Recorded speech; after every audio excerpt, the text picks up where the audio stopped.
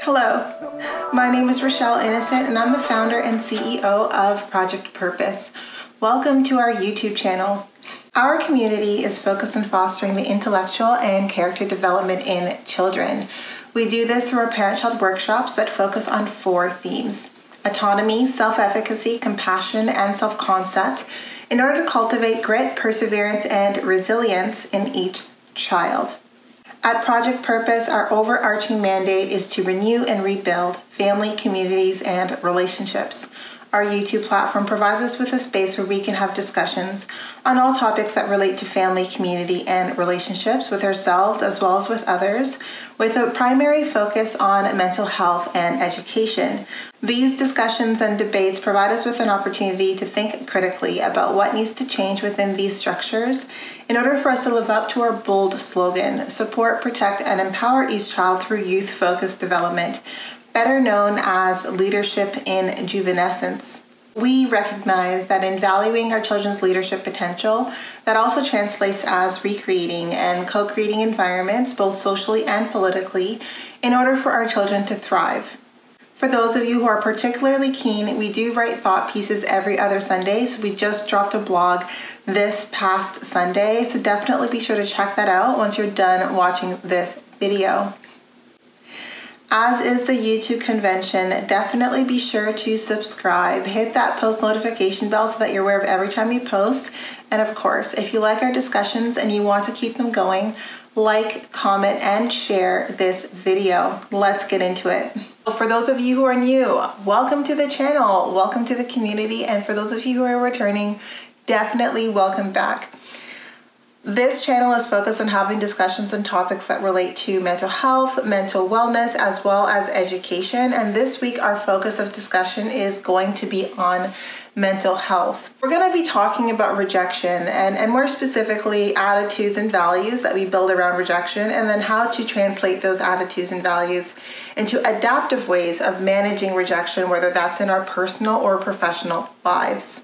A lot of us build a lot of behaviors that help protect us and mitigate rejection, but I think along the way, if you continue to kind of put your neck out and seek opportunities that really interest you, you learn that rejection is part of the process, right? And rejection is something that you can definitely learn from and you can grow from.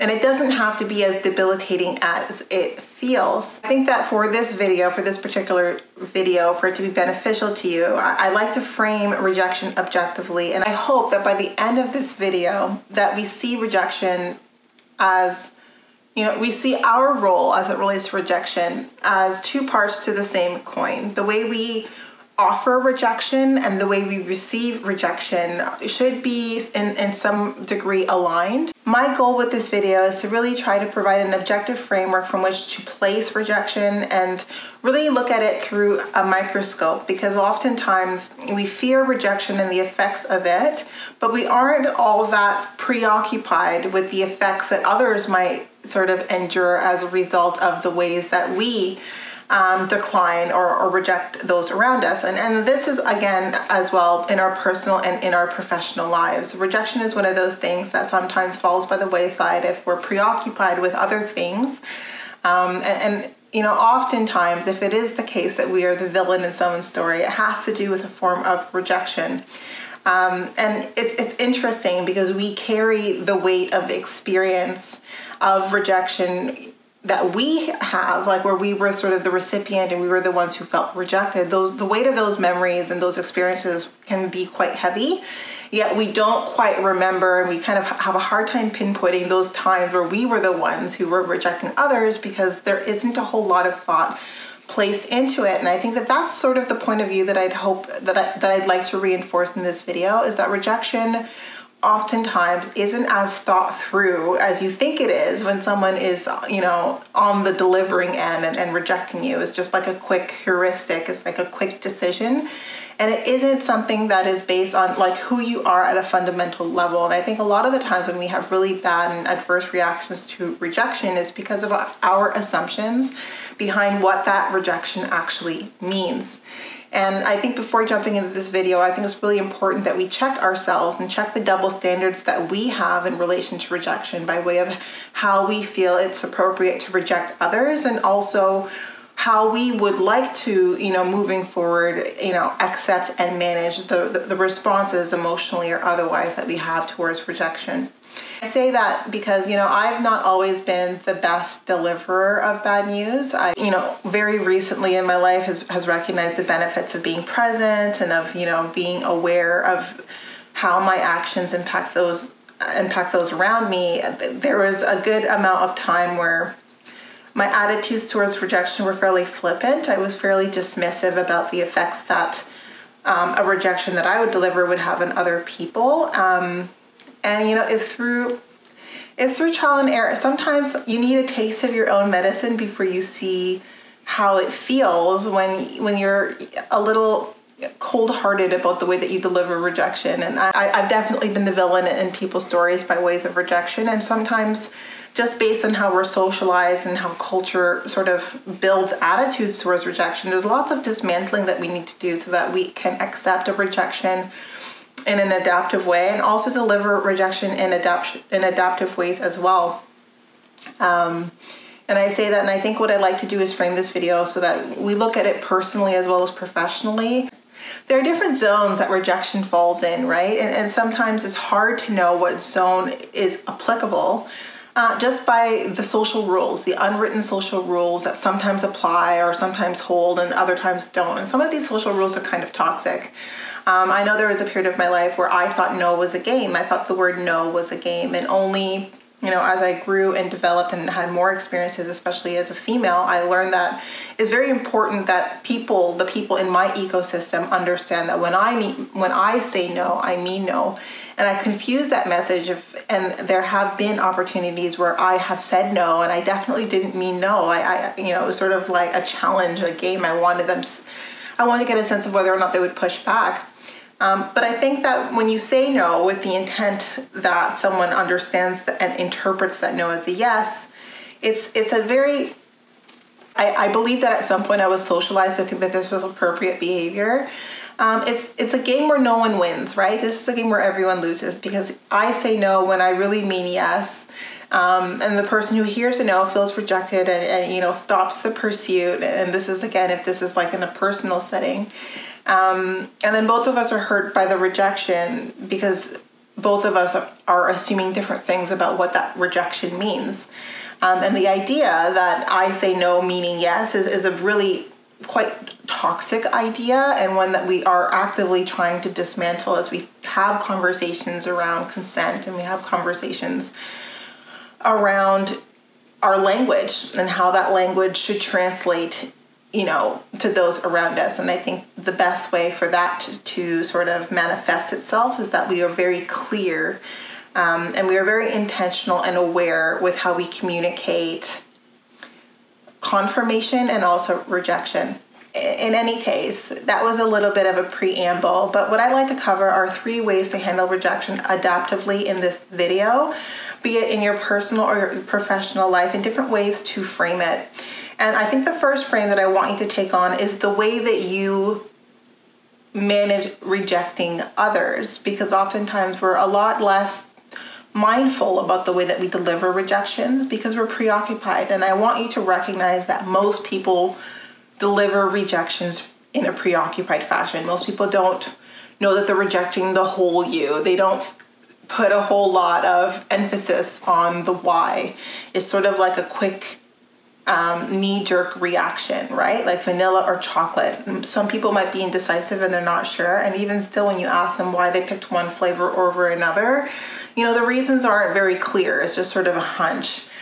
So we need to recognize that when we are receiving a rejection, oftentimes that there's this really big backstory behind the rejection, and that the rejection means a lot more than it actually does. And I think it's important that we frame the rejection accordingly. So frame that rejection by context. And this is definitely something that we need to start doing in our personal as well as in our professional lives, and start to create degrees of separation between ourselves and the rejection. And look at the meaning behind that rejection in a bit more of an objective way before we react to it, before we emote to it, to make sure that when we are reacting, when we are emoting, it is with the appropriate response. And I guess I kind of alluded to it. But the first attitude that I wanted to cover around rejection is that it's really not about you. A rejection is about them in relation to you. And that distinction might be confusing, but a lot of the times when someone's rejecting you, they're rejecting the idea of themselves in relation to you because they have more information about themselves than they do you. And when they put those two things together, it creates a sense or emotion. And first I want to talk about this in a personal context. In a personal context, if there's someone who you might be interested in, and maybe you express that interest, whether that's romantic or friendship or whatnot, and you're faced with rejection. If you don't know this person very well, or you only know this person within a given context, that rejection is not based on you solely, it's based on them in relation to you. Which means they're rejecting you based on information they have that you don't have, that plays into the why that rejection sort of was spoken into existence. So assuming that the rejection is all about you, all about the way that you showed up, all about the way that you communicated your interests or whatever it is that you wanted to do is really taking one side of the equation and trying to extend it to the full equation. Rejections are relational. It's never just about you. It's always about you and the person in relation to you. And sometimes that makes it easier to digest. Other times, it doesn't really quite matter. But always know that the person who's rejecting you, they're carrying information that you don't have that plays into why that rejection took place. And while it feels personal, a lot of the times rejections are not personal. People deliver rejections from their own point of view and from their own perspective. They're not necessarily looking at things from your vantage point, right? And if they're looking at things from their own point of view, they're going to see things in a different light than you are. And again, maybe it's their loss, maybe that there's something that they've missed, but always recognize that a rejection isn't a rejection of who you are fundamentally. Is about the relational aspect of what could have existed or what could manifest between the two of you. If they don't see it, if it doesn't click for them, then the response is going to be a rejection. And maybe you saw it, maybe you had the vision, you had an idea of what, that would look like. But again, whatever it is that you saw, it's only informed by your perspective. So oftentimes when we put our perspective out into the world and we come up with an idea or a suggestion, or we, express what that might look like or feel like in reality, we only know for sure if that was more fantasy than something that really had potential when we make that request and get confirmation. Typically, if we make that request and we don't get that confirmation, it means there's missing information. And I guess it's a little objective to try to distill it to that, but it is really all that is. When there is a rejection that takes place, it means there's misinformation or there's a lack of information that filled the picture that you had in your head about how things were going to translate and how things were going to move forward. And that is less personal than assuming that, it's because there's something wrong with you. Rejections have nothing to do with rightness or wrongness of you as a human being, but maybe the fit, maybe your idea of that fit didn't translate evenly across both sides of that relational spectrum. And that's super important. And recognize that the rejection just means that you move forward, right? Whatever it is that you're looking for that you thought might translate in that person or in the scenario that you had played out in your mind, the moment that you get the rejection is just information that you can then leverage to make adjustments to your plan, to that vision, and then move on and manage your steps accordingly. When we think about rejection in a professional context, I think this one is pivotal, because a lot of the times when we look at a company from the outside, everything looks beautiful. It's very companies are very good at managing their brand, right? Or building a brand, building an image. And from the outside, it's very easy to kind of build this fantasy in terms of how you would fit into that organization. And oftentimes when you're in interaction with someone who's part of that organization and you kind of let your intentions and sort of your dreams be known, and you let them know what it is you're hoping to do, and how you see yourself sort of growing in that role. They have more information than you do about whether or not those dreams or those fantasies are a reality, right? And if they see that there's a huge gap between what you think you are able to do and what is actually going to be of the culture and some of the obstacles to success or barriers to success that might exist there, then sometimes a rejection is them doing you a favor, right? Like, it can feel horrible, but you need to realize that rejections are always relational, right? You need both sides of the potential equation to see things evenly for there to be a real fit. And a rejection just shows you that whatever it is that you put out into the space, there was misinformation or there's information there that didn't quite align with the reality. And that oftentimes is more of a gift than you stepping into that reality and then finding out the hard way that what you thought was going to be sort of the perfect job or the perfect opportunity ends up being sometimes a complete and utter nightmare. So we need to realize that rejections are not personal. They feel personal. We feel disappointed when we experience a rejection, but rejections are just information. They're just signals that let us know, okay, well, this was what I thought was a potential avenue. It's not the avenue that works out. Let me pivot. Let me find a different avenue. Rejections aren't painless, right? But I think that if we see rejections for what they are, which are signals, that this isn't the fit that we thought it was, that there is a better fit out there, that we have to keep looking, that we have to keep pushing forward, and not a signal of our worthiness or our value. I mean, if you like a company a lot or you like a person a lot and you make that known, and they fail to see the same vision, like they fail to see sort of the same picture that you've built between them and yourself, then that's just information that helps you find a better fit, right? And just know that, like, a lot of the times what you are putting out there is your idea of how things will work or how things could move forward, or what you think might be, a great solution, but they have the other piece of that, right? And if they don't see it, if it doesn't generate the same feeling, if it doesn't generate the same sense of fit, then that's information for you. You would much rather get that rejection sooner than later, as opposed to invest your time up front and then find out down the line that this really wasn't a good match for you. So rather than take rejections personally, whether this is in your professional or personal life, take rejections as information. Leverage those rejections. Try to find value in those rejections. If there's anywhere where you can get answers or like get a sense as to why that fit didn't align or what the gap was or what the missing information was, that's great.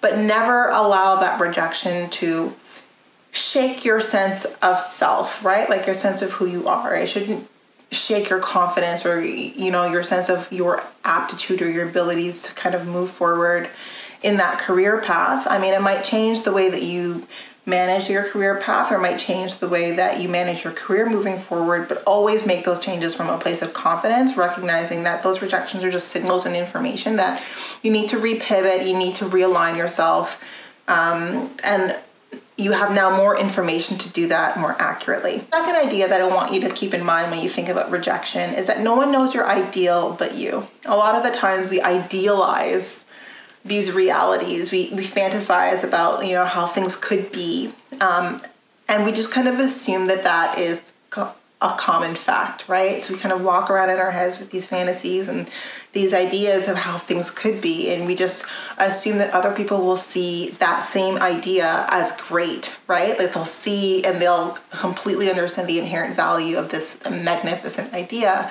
And that's not always the case, right? And when this happens in our personal life, like when we have an idea or we have an ideal of how things are supposed to go, like sometimes we're in a relationship because we don't see the person in front of us, we see the ideal of that person, right? We like the idea of that person. And when that person is like, listen, like I see your idea, like I'm here, like we're not positioned in the same place. And unless you can sort of reimagine that idea to be more in alignment with like the reality, which is who I am, then this isn't going to work. And that rejection is simply information that informs you that your idea, the ideology that is supporting and driving your behavior and driving the sense that this is a good fit, doesn't actually match with reality. And it's very important that when it comes to relationships especially, that we can draw a line between our idea of a person and the reality of that person, right? And we never want to make someone feel like they can't live up to the idea of that person, right? And if they can't live up to the idea, if that is actually the truth, then rather than wait to be rejected, maybe it's an opportunity to withdraw yourself so that you can find your idea that manifests truly in reality, as opposed to change someone and having them sort of fit the ideal. No one likes to feel as though they're not enough or they don't match the ideal, right? So I think every person is an embodiment of someone's ideal, but I don't think it's fair to try and force someone into an ideal that truly is not in alignment with who they are in actuality, or to allow yourself to be molded into someone else's ideal that doesn't reflect who you are in reality, and then who you are is suffocated behind that facade. So I think when it comes to rejection in the personal sense, if you do find that you're getting rejected because someone recognizes that you see an ideal that they do not represent, then that's just a misalignment, and that's objectively like, I am not what you think I am based on the ideal that you've expressed, and as a result of that, and me preserving my sense of self and recognizing that who I am as I am is someone else's ideal, I'm going to move forward in this direction and not that one. I think that allows you to see that, and then the rejection is not as personal as it feels, right? Like sometimes rejections can feel like a stab to the heart, when really a rejection is, at its most basic ingredient, acknowledgement of a misalignment of views, of values, of ideas, and of beliefs, right? It's like, oh, well, this is what I thought. No, this is how I think. Okay, well, that's a misalignment, so this can't be the match, right? So let me take that information and continue on forward and pivoting and sort of repositioning myself until I find that alignment. Now, how this works in our professional lives is oftentimes when we come into a new setting or we come into a new scenario, whether this is academically for like deciding to go for a master's or go for a PhD, there's always sort of this sense, this idea of how things are going to manifest and how everything's going to translate. And this happens at work too. Everything always starts with what we call these rose-colored lenses. And this is typically our idea of how, we see our growth and how we see ourselves fitting into this organization. And then reality sets in. And oftentimes people kind of frame this process as anticlimactic, but it doesn't have to be. Not if you align reality with your ideas, right? Because I do believe that there is always something that exists in our shared collective realities that is a reflection of your ideal, right? But it feels really, I guess, demotivating when you idealize a company and you fail to recognize the signals that let you know, well, hey, this company actually doesn't align to your ideals. And then until that reality is sort of like forced in your face. So I think personally and professionally, it's really important that when you're in that phase where everything feels like it's a little bit tinted with those rose-colored lenses, you ask yourself those critical questions that will enable you to see the reality apart from the ideal, and not try to sort of suffocate the reality with your ideal and ignore all of the information that lets you know that this reality is not actually the ideal. And oftentimes we do this in our romantic relationships, we do this in our careers, because it makes the search less daunting, right? Sometimes we get exasperated with the hunt, we get exasperated with the search, and it's easy to kind of ignore the flags or the signals that let you know, hey, like this actually isn't the alignment that you're looking for. Like this might be okay for a couple of months, but then you're going to be fairly discouraged or demotivated, or sometimes you talk yourself out of knowing that, like, this isn't a good fit, but the idea of this place, like, really wants it to be a good fit. You really want it to work, but in actuality, all of the information tells you it's not going to work. So it's always better, like, at the onset to just listen to the truth rather than having to go experience, hardship unnecessarily. And I remember I had a close friend growing up. Her parents were of Jamaican descent, and they used to always tell me, because, I was a little hard of hearing sometimes, but they used to tell me, those who do not hear, those who do not listen, who do not watch and see will feel, right? And I think it's one of those things where if you're not paying attention to the signals, if you're not paying attention to the signs, then definitely somewhere down the road, there'll be something that comes up that will be much harder to ignore and will maybe have much worse effects. So I think it's always important, even if it takes you down a harder path, or path where you're sacrificing more, where you have less visibility of what the future holds or what the future looks like, if you still find more alignment there, and you can find more alignment there than, you know, with an organization where you see glaring signs that this is not a good fit, or even with a person where you see there are glaring signs that this is not a good fit, and they call that out before you do, that rejection is mutual, even if it wasn't mutually sort of spoken of. You need to start to recognize that rejections aren't these, you know, attacks on our worthiness, right? They're not sort of communications of our value. They're more about signals and information that lets you know that what you thought, like your ideas, aren't actually translating in reality. And if that's the case, then you want to conserve your energy and put it in a bucket that better aligns with the reality that you want for yourself, that is a better reflection of the ideas that you have in mind. When it comes to ideals, this is an opportunity to check your motivations, right? A lot of the times, context should tell you, you know, what's the appropriate emotional response.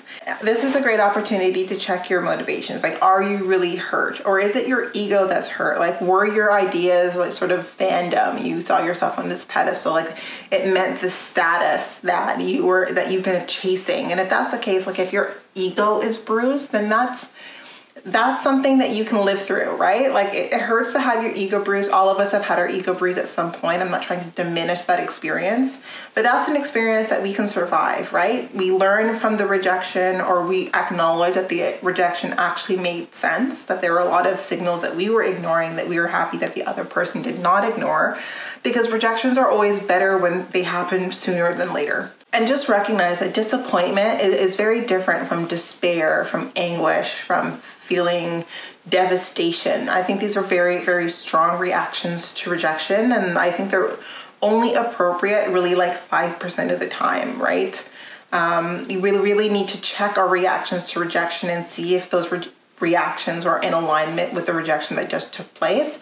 And if we do find that we're constantly kind of spiraling into these very deep, very raw, very powerful emotions by any little rejection, then we need to kind of put our ego in check, because rejections are not any communication about who we are as a person. It's about relation, right? Rejections are about the relational aspect and about reality letting you know, oh, your idea of how this might translate is not actually translating in reality, and then you move forward. So it's very important that if you constantly find yourself spiraling in the face of rejection, that you check your ego. Because someone doesn't have to, like, we all live in our own heads, right? We are all preoccupied by our own ideas of how we would like our worlds and our realities to evolve and to translate. And sometimes that coalesces with someone else's, and other times it does not, and it doesn't need to be a big deal, right? So if it is a big deal for you a lot of the time, then I think you need to manage the ego just a little bit. Your ego might be bruised. We can survive a bruised ego, you know, brush it off and continue the pursuit. You'll find someone that has the same vision as you, and that's always a better fit, a better match than trying to force someone to comply with your vision. Last tip kind of coincides with like the last few things that I just said, and that's manage your spectrum. So manage the spectrum of responses. And the way that I do this, generally speaking, is I've learned to be fairly unattached to outcomes, right? And I like game theory. So game theory is essentially a series of decision making with probabilities attached to those decisions. And with every trajectory, with every path you take in life, there's a certain degree of risk associated with it. And there's a little bit of excitement that comes with that. But that also means that when you take a path, you need to recognize that that outcome might be the desired outcome, or it might not be the desired outcome. And then there needs to be paths that continue from those points forward. Like life doesn't end just because you took a chance and that chance didn't pan out and, you know, now life is done. No, you took a chance, it didn't pan out. That gives you more information. You keep moving along the path. And this is sort of living strategically, like living with your eyes wide open. And that also involves managing the spectrum. Like there are moments, and I'm happy that I've had these moments where I was fairly attached to those outcomes, and it gave me a lot more empathy around other people who maybe have wanted a desired outcome with me, and then that outcome didn't pan out I know that there have been times where I've definitely played villain to someone else's story, and I was not very compassionate or empathic with the way that I responded in my rejections.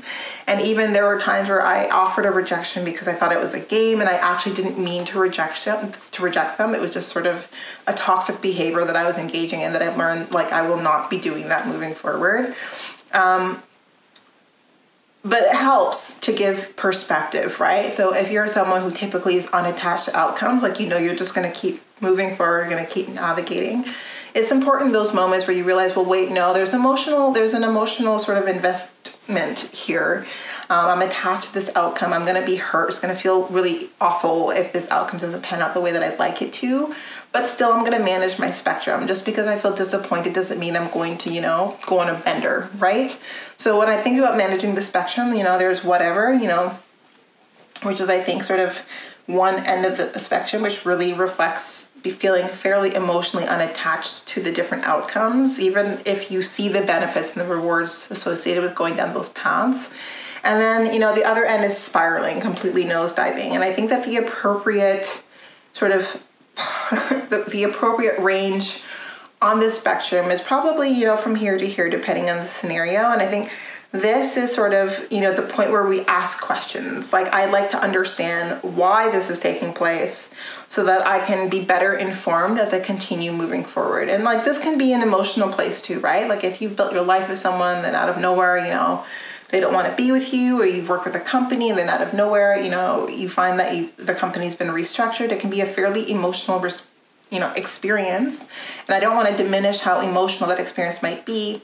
But in that experience, you have the opportunity to acquire information. The benefit of the information that coincides with the rejection, there's always something to learn. There's always something new that you can use, that you can leverage as you move forward and you navigate your path, your next steps. And there's always going to be next steps, right? Rejection never means that, your world is over. It means maybe that phase might be transitioning into something new. It's a journey, right? That's an adventure. That's something new. And it's very important that we learn to dust ourselves off, be resilient, and continue pushing forward. There are no guarantees in life, and rejection is often the way that we learn that, right? That there is no real sense of security, right? Other than the illusion of security that we create for ourselves. And I think it's better to live in the reality that security doesn't really exist, right? And that doesn't need to be a scary thing. When there is an aspect of our life that ends, if there's a chapter that closes, there's always another chapter opening. There's never one chapter closing and then that's it. It's important that we take the information that rejection provides us and we leverage that information to continuously create anew. So that was definitely the content of this video. I really hope that it was helpful to you. I hope it gives you a better sense of how you want to navigate the way that you communicate rejection to others if it is the case that you feel that their idea doesn't align with your reality, and vice versa. The next time that you are on the receiving end of a rejection, make sure you understand and never ever forget that rejections are not a communication of your own inherent worth or your own value. It's just information that relays that the idea of what you thought might manifest in reality doesn't actually coincide with their idea, and that's okay. And all it means is like, okay, well, I just repivot, I navigate, and I move forward. So I think with this in mind, all of us can definitely be more empathic, be less preoccupied, and sort of more attentive when we deliver rejections. And this is myself included. Again, I've told you, I've played the villain in people's stories, and I definitely have remorse over the ways that I've treated people in the past without recognizing the real effect or the real impact that rejection has. And I think every time I've experienced rejection, it's just an opportunity for me to recognize that, like sometimes if it is the case and that I am attached to a given outcome and it doesn't work out, like it's always nice to know that the person in front of me delivering the rejection is empathic to my humanity, right? Who recognizes that I'm still a human being trying to figure everything out, not quite sure of, where I'm going next, but still, has a degree of compassion, the appropriate level of compassion. Anyway, that was this video. I hope moving forward, we stop engaging in toxic behaviors that relate to rejection and start engaging in adaptive behaviors that relate to rejection, and that's whether we're delivering the rejection or receiving it. I do hope that for you, if you are kind of going through a transitionary period, if you're hearing a communication of rejection, you recognize that it's not the end, it's just the beginning of something new, and it will always be the beginning of something new. So thank you so much for tuning in. I really appreciate our conversations and the ability to discuss these topics with you, and until next time.